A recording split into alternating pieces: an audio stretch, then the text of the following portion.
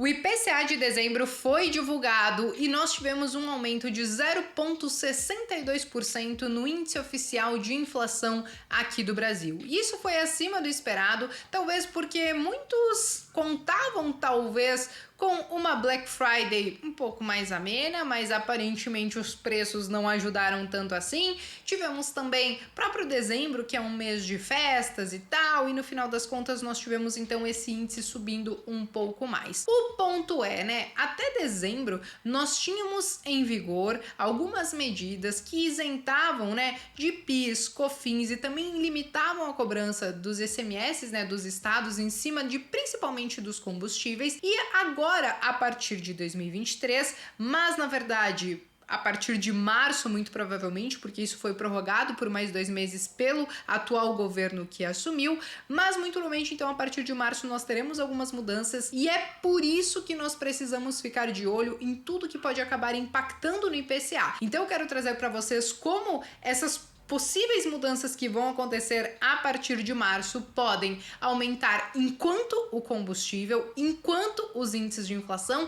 e também trazer uma análise de outros fatores que podem acabar impactando no índice para esse ano de 2023. Então me acompanhe até o final do vídeo, deixem o like de vocês, inscrevam-se aqui no canal e já podem dar os pitacos de vocês aqui embaixo nos comentários de quanto que vocês acham que será a nossa inflação, o nosso IPCA ao final de 2023. Aqui, antes de começar, eu já quero, óbvio, frisar aquilo que eu sempre repito para vocês. O IPCA, gente, é a nossa inflação oficial, mas não necessariamente quer dizer que reflete a sua ou a minha realidade, porque muitas vezes nós consumimos coisas diferentes que estão ainda assim dentro da cesta do IPCA e que, na verdade, talvez não vai refletir exatamente qual é a minha inflação pessoal. Para você ter certeza de qual é a sua inflação pessoal, você pode entrar lá no site do IBGE, você pode entender, olhar ali dentro da cesta do IPCA todos os produtos e serviços que tem e você pode fazer uma análise ali de tudo que você consome, o quanto subiu, o quanto caiu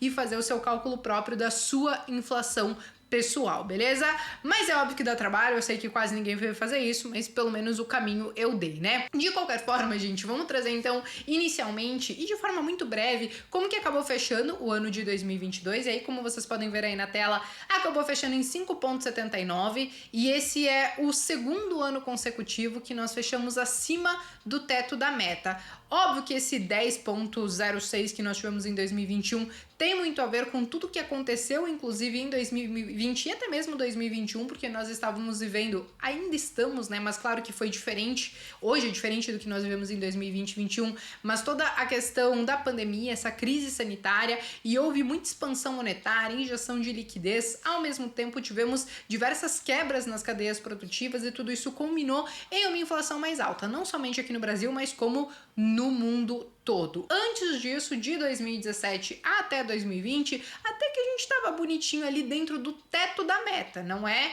na meta, né, gente, mas no teto da meta, que geralmente aceita aquele 1,5 ponto acima da meta. De qualquer maneira, gente, saiu um estudo sobre esse resultado de 2022 do próprio IBGE e ele disse o seguinte, que se não fosse a isenção de PIS, COFINS e a redução na cobrança do ICMS por parte dos estados, em cima principalmente dos combustíveis, então muito provavelmente nós teríamos fechado o ano de 2022 com uma inflação de 9,56%, ou seja, quase o dobro do que nós tivemos então em 2022. E é por isso que nós já estamos de olho nas possíveis mudanças a partir de março, porque isso sim pode acabar trazendo mais inflação nesse ano de 2023. Só antes da gente tocar nesse assunto, deixa eu trazer de forma muito breve quais foram os setores, né, os grupos que acabaram mais impactando na nossa inflação. Então, como vocês podem ver, vestuário, alimentação, saúde e cuidados pessoais foram os top 3 que mais tiveram alta dentro dos produtos e serviços que estão dentro desses grupos, enquanto comunicação, transporte e habitação, porque sim, nós também tivemos uma queda por conta de todas essas medidas, né, também no preço de energia, esses grupos ficaram muito próximos de 0 a 0 ou até mesmo tiveram algum tipo de deflação. Só que aí, agora, como eu tô trazendo para vocês, o jogo ele pode começar a mudar. Claro, nós tivemos agora com o novo governo o novo velho governo assumindo, né, essa prorrogação das medidas então que o Bolsonaro trouxe no ano passado para os combustíveis e elas vão valer até o final de fevereiro. Para alguns outros produtos, né, tipo diesel, biodiesel e até mesmo gás natural, se eu não me engano, é isso aí. Tudo isso vai ficar zerado até o dia 31 de dezembro, mas quando a gente fala, por exemplo, de gasolina e tal, tudo isso vai voltar e aí isso começa a pesar no nosso bolso. Muitos estimam, por exemplo, que com a volta desses impostos, e nós conseguimos ver a composição do preço dos combustíveis até mesmo no site da Petrobras, então não é difícil fazer esse cálculo aqui e chegar nesse resultado, mas que com a volta desses impostos, que podem acontecer então a partir de março, a gasolina ela pode ter um acréscimo de até 70 centavos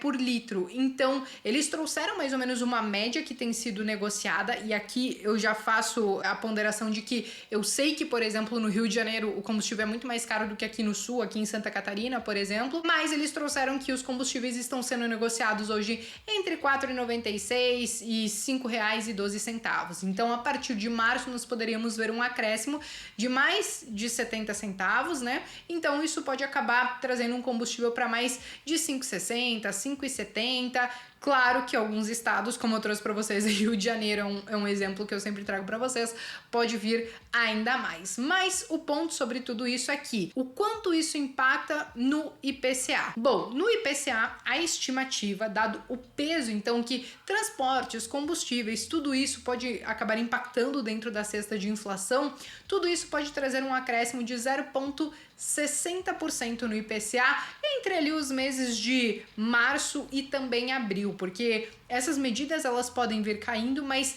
não necessariamente quer dizer que esse aumento vai vir tipo numa pegada só. Isso pode acontecer aos poucos. Então, esse aumento no IPCA que eles estão calculando, principalmente para a ponta final, lá no final do ano, elas podem acontecer de uma forma um pouco mais diluída ali entre os meses de março e abril. E aí, o que acontece, né, gente? Existem outros fatores que nós temos que levar em consideração para a nossa inflação, que é o seguinte: as estimativas, que até então estavam em 5,2%, 5,3% para o nosso IPCA, com essa possibilidade, então, de voltarem os impostos dos combustíveis, e aqui é importante, né, porque no meio desse caminho onde eu tô fazendo esse vídeo e até isso se concretizar, talvez podem rediscutir tudo isso, mas a volta desses impostos trouxeram algumas revisões das projeções, e hoje já muitos falam de uma inflação para 2023 entre 5,8% e até 6,5%. E aí é claro que existem outros fatores que podem acabar impactando ou que até mesmo podem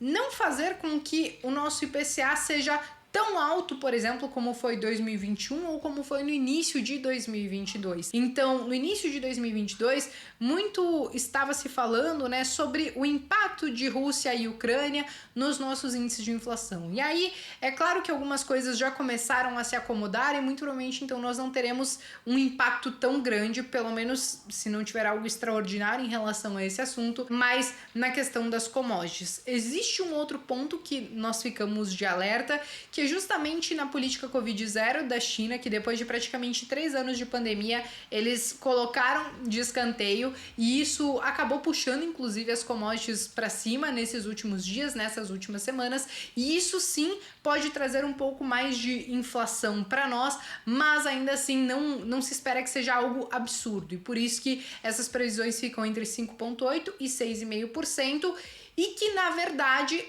pode também estar muito aliado, além dessa questão da China, da possibilidade de nós termos uma desaceleração na Europa, nos Estados Unidos e também uma desaceleração aqui no Brasil. Então, com essa desaceleração econômica que pode acontecer em alguns lugares, tudo isso traz uma certa trégua para o IPCA. E aí que a gente tem que acabar acompanhando de perto, porque até então, lá no início de 2020 e de 2021, nós também fazíamos algumas projeções para a nossa inflação, mas alguns eventos extraordinários aconteceram, mas até então são essas as cartas que nós temos na mesa, e é muito importante que você, como investidor, acompanhe tudo isso de perto, porque sim, isso afeta não somente o seu bolso, mas até mesmo os seus investimentos, porque muitas vezes uma inflação mais alta, por exemplo, aqui nós provavelmente teremos 2023, mais uma vez, acima do teto da meta, né? E talvez até mesmo maior do que foi em 2022.